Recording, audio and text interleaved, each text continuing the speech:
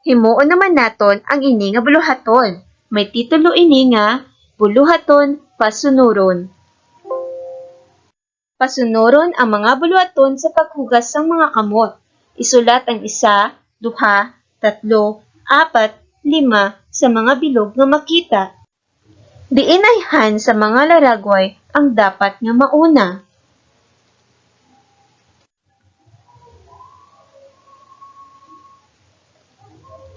Insakto. Bason ang kamot sang tubig. Amo ini ang numero 1. Sunod amo ang insakto. Magbutang sang habon sa kamot. Ikatatlo amo ang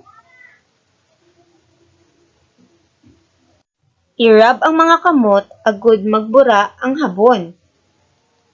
Sunod, bason sang tubig o bunlawan sang tubig. Kag ang ikalima, trapuhan ng kamot sang mala kag tinlo nga tela.